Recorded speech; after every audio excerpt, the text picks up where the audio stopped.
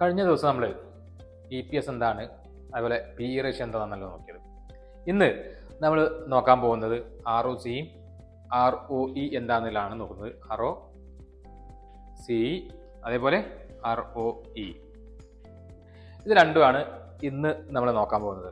അപ്പോൾ ROCE എന്ന് പറഞ്ഞു കഴിഞ്ഞാൽ റിട്ടേൺ ഓൺ ക്യാപിറ്റൽ എംപ്ലോയിഡ് എന്നാണ്.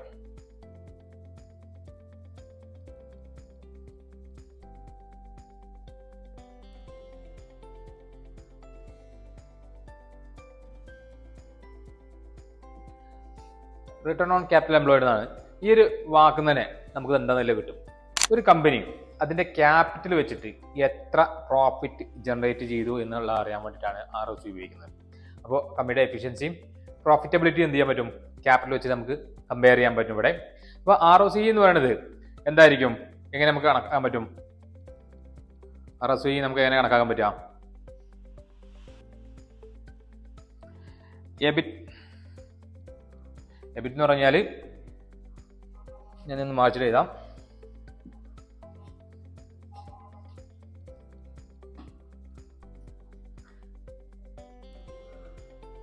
Earnings before interest and tax ആണ് കേട്ടോ.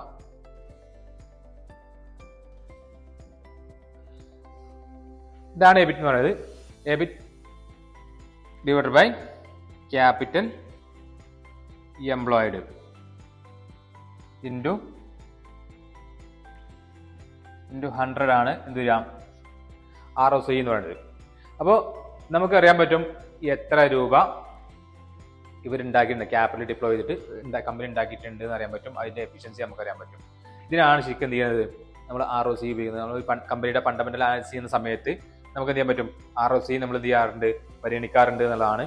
അപ്പോൾ ഏറ്റവും കൂടിയ ROCE എന്ന് പറയുന്നത് കൂടുതൽ കമ്പനി പ്രോഫിറ്റ് ഉണ്ടാക്കുന്നുണ്ട് എന്നുള്ളതും കൂടെ അർത്ഥാക്കുന്നുണ്ട്. ഇനി ഇതൊരു ഉദാഹരണം നോക്കാം. കമ്പനിയുടെ എബിറ്റ് എന്ന് പറയുന്നത് 100 CR ആണെന്ന് കണക്കുക, 100 കോടിയാണ് കണക്കൂട്ട. ക്യാപിറ്റൽ എംപ്ലോയിഡ് എന്ന് പറഞ്ഞാൽ net asset minus current liabilities ആണ് എന്ത് ചെയ്യുക, നമുക്ക് ക്യാപിറ്റൽ എംപ്ലോയിഡ് എന്ന് എഴുതുക. ഇപ്പൊ ഇവിടെ 500 കോടി രൂപ നെറ്റ് അസറ്റ് ഉണ്ട് കണക്കൂട്ട. അതിന് എന്ത് ചെയ്യാം, ഒരു 300 കോടി രൂപ നമുക്ക് കടണ്ടെന്ന് 200 കോടി രൂപ കടണ്ടെന്ന് കണക്കൂട്ടാം. ഓക്കെ, അപ്പൊ എത്ര ഉണ്ടാവും? ഇപ്പൊ 300 കോടിയാണ് ഉണ്ടാവുക അല്ലെ, 300 CR ഉണ്ടാവും കണക്കൂട്ടാം. അങ്ങനെയാണെങ്കിൽ എന്തായിരിക്കും കിട്ടുന്നുണ്ടാവുക നമുക്ക്? 100 ഡിവൈഡഡ് ബൈ 300 എത്രയായിരിക്കും? ഇൻറ്റു 100 ആണല്ലോ. അപ്പൊ എത്ര വരുന്നുണ്ടാവുക?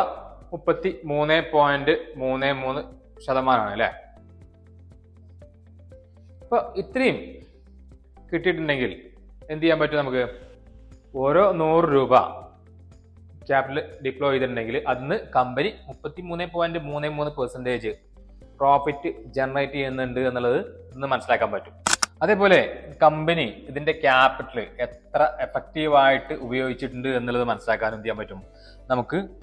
ROCE എന്നുള്ള ഈ ഒരു മാനദണ്ഡം വെച്ച് മനസ്സിലാക്കാൻ പറ്റും. അപ്പോൾ ഇതാണ് ROCE എന്ന് പറയുന്നത്. ഇനി നമുക്ക് നോക്കാനുള്ളത് ROE ആണ്. ഓക്കെ, നമുക്ക് നോക്കാനുള്ളത് ROE എന്താണെന്നുള്ളതാണ് നോക്കാനുള്ളത്. അപ്പോൾ അതിനു മുമ്പ് ഒരു കാര്യം പറയാനുണ്ട്. ഡിഫറൻറ്റ് ഒരു സെക്ടറിൽ ഡിഫറൻറ്റ് കമ്പനികൾക്ക് ഡിഫറൻറ്റ് എന്തായിരിക്കും ROCE ആയിരിക്കും ഉണ്ടാവുക. അപ്പോൾ നമ്മൾ എന്ത് ചെയ്യണം, കമ്പയർ ചെയ്യാൻ പറ്റണം. നമുക്ക് ഒരു കമ്പനി മറ്റേ കമ്പനിയായി കമ്പയർ ചെയ്യാൻ പറ്റണം. ഒരേ സെക്ടറിലെ കമ്പനികൾ തമ്മിൽ കമ്പയർ ചെയ്യുന്ന സമയത്ത് ഏതാണോ കൂടുതൽ അതായിരിക്കും ഏറ്റവും നല്ല കമ്പനി എന്നുള്ളത് നമുക്ക് അനുമാനിക്കാൻ പറ്റും. കാരണം ഇപ്പോൾ ഞാൻ അതൊന്നും പറയാം, ഒരു ഉദാഹരണം പറയാം. എൻ്റെ കയ്യിൽ 100 കോടി രൂപയുണ്ട്. ഞാൻ അതിന്ന് കൂടുതൽ പ്രോഫിറ്റ് ജനറേറ്റ് ചെയ്യും. എൻ്റെ കയ്യിൽ ക്യാപിറ്റലാണ് ഞാൻ പറയുന്നത് 100 കോടി രൂപ ഉണ്ടെന്ന് പറയുന്നത്, അല്ലെങ്കിൽ 200 കോടി ഉണ്ടെന്ന് പറയുന്നത്. അത് ഞാൻ കൂടുതൽ പ്രോഫിറ്റ് ഉണ്ടാക്കുന്നതാണോ? അതല്ല ഒരു 1000 കോടി രൂപ ഇൻവെസ്റ്റ്മെന്റ് ഇല്ല ഒരു കമ്പനി.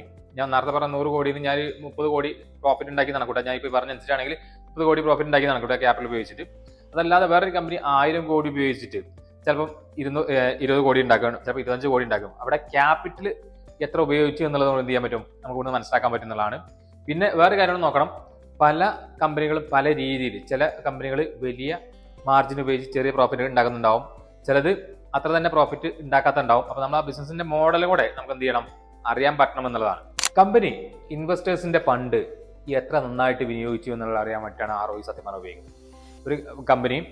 ROE എന്ന് പറഞ്ഞാൽ പിന്നെ നെറ്റ് ഇൻകം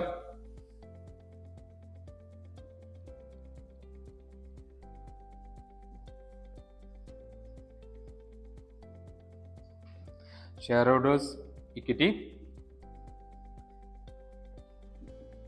ഇൻറ്റു 100 ആണ്. സാധാരണ നമ്മൾ ROE എന്ന് പറയുന്നത് ഇത് കണക്കൂട്ടാൻ്റെ ഈ രീതിയിലാണ്. സാധാരണ ഒരു 15 to 20 ആണ് എന്ത് ചെയ്യാറുള്ളത്, നമ്മൾ ROE കൺസിഡർ ചെയ്യാറുള്ളത്. ഒരു 15 മുതൽ 20 വരെ അല്ലെങ്കിൽ 15ന്റെ മുകളിലാണ് നമ്മൾ എന്ത് ചെയ്യാറുള്ളത്, ROE എടുക്കാറുള്ളത്. അപ്പോൾ ROE എന്ന് പറഞ്ഞു കഴിഞ്ഞാൽ എത്ര ലാഭകരമായാണ് ഓഹരി ഉടമകളുടെ നിക്ഷേപം ഉപയോഗിക്കപ്പെടുന്നത് കാണിക്കുന്നുണ്ട് അല്ലേ. അപ്പോൾ 15ന്റെ 20ന്റെ ഇടയിലാണ് സാധാരണ നമ്മൾ യൂസ് ചെയ്യാറുള്ളതെന്ന് പറഞ്ഞു, അല്ലെങ്കിൽ ആ ഏരിയ പിന്നെ എത്രയും ഉള്ളതാണ് നമ്മൾ എന്ത് ചെയ്യാറുള്ളത്, പരിഗണിക്കാറുള്ളത് നമ്മൾ പറഞ്ഞു. അപ്പോൾ ROC നമ്മൾ പറഞ്ഞു 15ന് മുകളിലാണെങ്കിൽ നമ്മൾ പരിഗണിക്കുന്നുണ്ട് പറഞ്ഞു. ഡിഫറൻറ്റ് സ്റ്റോക്കുകൾ ഡിഫറൻറ്റ് ROC ആയിരിക്കും. അപ്പോൾ അതെന്ത് ചെയ്യണം, നമ്മൾ നോക്കണം എന്ന് പറഞ്ഞു, പരിഗണിക്കണം എന്ന് പറഞ്ഞു. ഏത് ROC ആണോ ഏറ്റവും കൂടുതൽ അതായിരിക്കും നമ്മളെ സംബന്ധിച്ചിട്ടുണ്ടാവുക ഇൻവെസ്റ്റ് ചെയ്യാൻ ഏറ്റവും നല്ല കമ്പനി എന്നുള്ളതാണ്. മറ്റേ കമ്പനികൾ മോശമാണെന്നല്ല പറയുന്നത്. അതേപോലെ ROE എന്ത് ചെയ്യുന്നുണ്ട്, നമുക്ക് കാണിച്ചു തരുന്നുണ്ട് എങ്ങനെയാണ് എന്നുള്ളതൊക്കെ.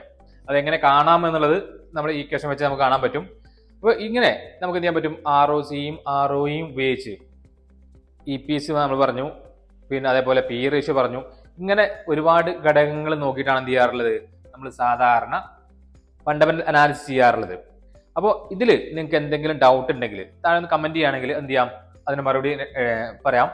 അപ്പോൾ ROE എന്താണെങ്കിലും ROC എന്താണെങ്കിലും മനസ്സിലായി എന്ന് വിചാരിക്കുന്നുണ്ട്. അങ്ങനെയാണെങ്കിൽ അടുത്തൊരു വീഡിയോയിൽ നമ്മൾ പ്രൊമോട്ടർ ഹോൾഡിങ്സ് അതേമാതിരി പ്ലെഡ്ജ്ഡ് പെർസെൻറ്റേജ് തുടങ്ങിയ കാര്യങ്ങളുമായിട്ട് അടുത്തൊരു വീഡിയോയിൽ കാണാം.